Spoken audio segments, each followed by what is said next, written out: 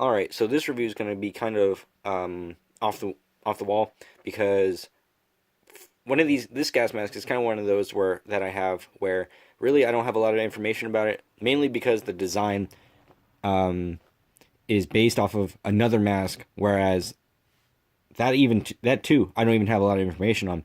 This design was taken from an experimental military design, you supposed to be used for U.S. service members. You can see kind of a lot of similarities to the USN Mark III gas mask during World War II with the eye lenses. Biggest difference though is that these aren't painted; they're just raw material. Um, so same differences there. You have the same spearhead valve as the Mark series would have, uh, and then you'd have a threaded canister on the bottom. Um, you have a stamp on the bottom. I don't believe I'm going to pick it up with the camera, but it says Accusant, or however you want to pronounce it. This rubber, though, I'm not sure. I think it was made out of neoprene, but it is very stiff. Very stiff rubber. You have your harness buckles there.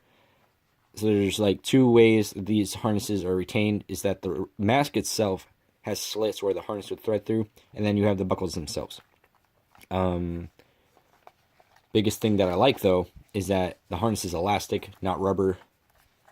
But the harness itself is kind of whack because there's not really much of a head pad.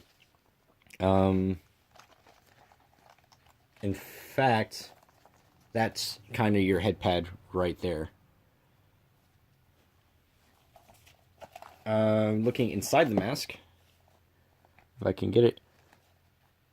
It's like, I assume this is one of those masks where it sits so close to your face that naturally when you breathe in, it'll act as the defogger, and then when you exhale, it'll go through the spearhead. But while it sits so close to your face, there's no need for a nose cup. So definitely an interesting design here, from PULMOSAN. From what my friend said, the designation for this mask is the PULMOSAN Retrofit. So we're going to go with that. I'm going to be calling it that from now.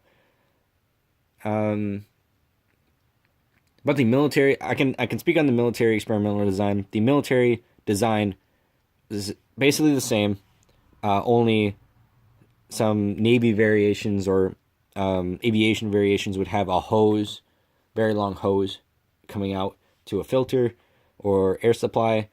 The military version would be kind of the same, only it would have a canister, a fixed canister right here, as you would see with the M2 training masks.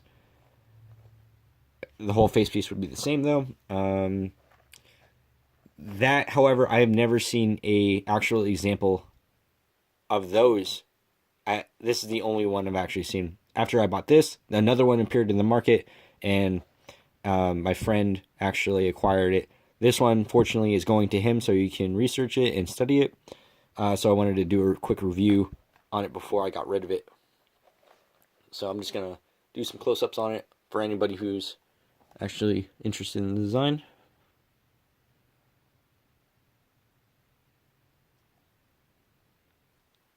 And you can definitely kind of tell how stiff the rubber is.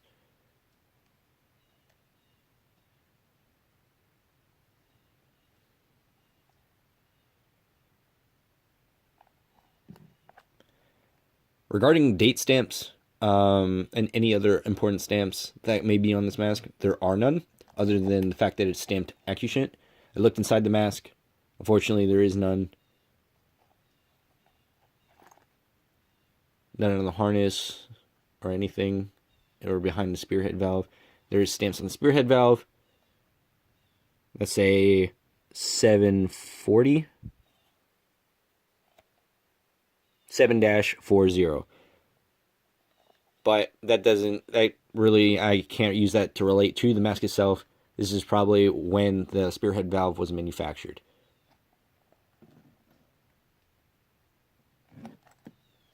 And inside the mask a little bit, like you said, no nose cup. All right. Well, that was kind of, like I said, a quick review of the PULMOSAN Retrofit. Unfortunately, I don't have a lot of information on it, but I'll probably link the video once my friend reviews it in the description of this video, so that way you can really get a good idea of what this mask is and more about it. But other than that, if you want to see more masks reviewed or any specific ones, I'll leave a comment, see what I can do. Have a good one.